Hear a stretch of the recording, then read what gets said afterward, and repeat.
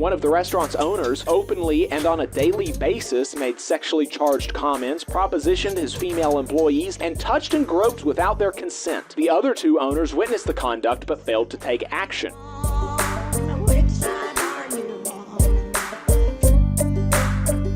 Boss Watch, folks. This is the mirror image of last week in Southern labor, and we like to give you a little bit of both. What were workers up to and what were bosses up to, and we've got a bunch of stories for you. Not going to get to all of them, I don't think. Maybe we will. We'll have to see how quick it is. But yeah. So here's what bosses in the U.S. South and the American colonies were up to last week. Over in Texas, the U.S. Department of Labor has recovered over $100,000 in back wages for 38 workers employed by a South Lake landscaping company that misclassified them as an independent contractors and by doing so denied them overtime pay. The department's Wage and Hour Division determined that JP Above and Beyond Landscaping's violation of the Fair Labor Standards Act included failing to pay them overtime at time and a half, an employee's rate of pay for hours over 40 in a work week, and not keeping accurate records. Misclassifying employees as independent contractors is a serious problem that deprives workers of their hard-earned wages, benefits, and protections, said Wage and Hour Division Director, District Director Jesus A. Valdez in Dallas. JP Above and Beyond Landscaping has learned that there are costly consequences for their violations. We encourage all employers to use our online tools or contact us to better understand laws governing their pay practices. Over in Oklahoma, AG Equipment Company, a Broken Arrow, an Oklahoma compressor packaging manufacturer, violated federal law when it fired 10 employees for failing to receive a COVID-19 vaccination because of their religious beliefs. The U.S. EEOC charged in a lawsuit filed today. According to the EEOC's lawsuit, in the fall of 2021, AG Equipment mandated all employees receive a COVID-19 vaccination and told workers no exceptions would be permitted for any reason. Nonetheless, 10 employees submitted written requests seeking exemptions based on their religious beliefs or medical conditions.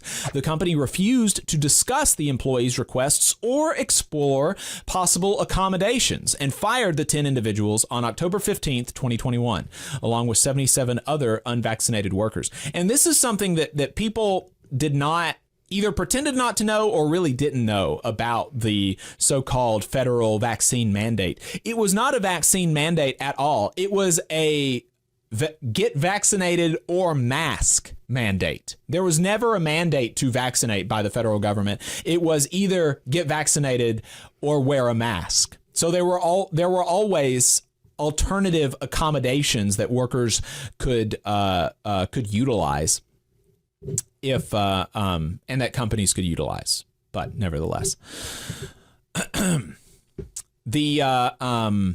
while the law does not require employers to grant every request for religious or disability accommodation, they generally must do so when an accommodation can be provided reasonably and safely, said Andrea G. Barron, regional attorney for the EEOC's St. Louis district.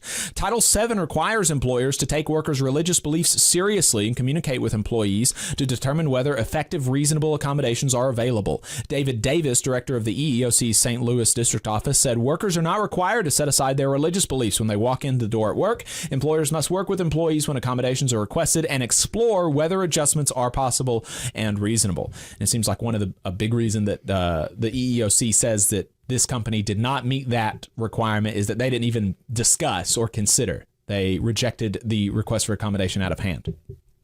Hey, 5 seconds. Just wanted to say that this is only possible because of our donors. If you want to see more of this, then consider donating yourself at tvlr.fm/donate.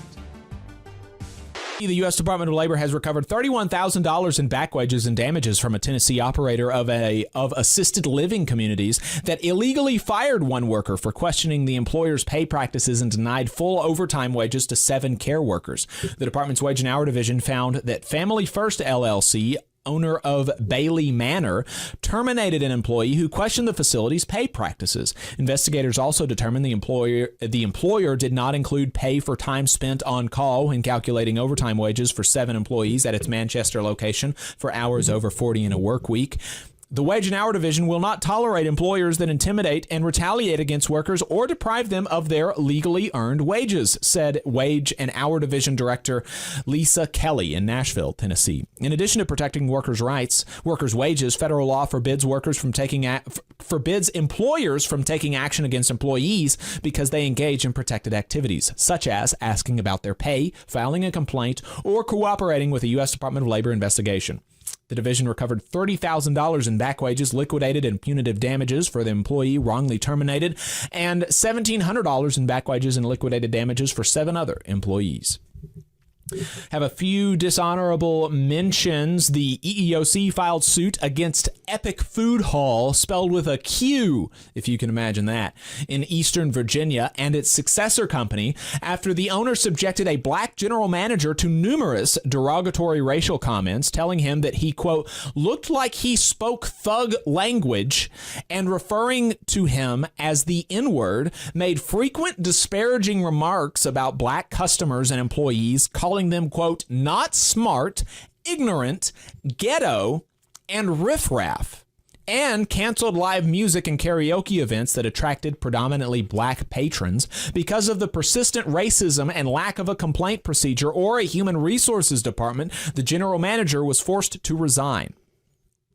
The EEOC filed suit against River's Edge Bar in Tampa, Florida, after one of its owners subjected female employees to a sexually hostile work environment. One of the restaurant's owners, who owns the bar with 2 of his brothers, openly and on a daily basis made sexually charged comments, propositioned his female employees to have sex with him, and touched and groped female employees without their consent.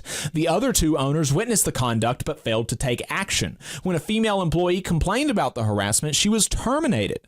Sexual harassment continues to be a pervasive issue in the restaurant industry, said Kristen M. Fosslid, regional attorney for the EEOC's Miami district, and employers who utilize their positions of power to prey on vulnerable restaurant workers will be held accountable under the law. You know, that's something that people really do not take into account when they talk about, restaurant work as work for children, as appropriate work for children. There is no other industry in the country that in which workers experience more sexual harassment than the restaurant and service industry. That's just a fact. We got a couple more dishonorable mentions, but you'll have to subscribe to our newsletter to find them.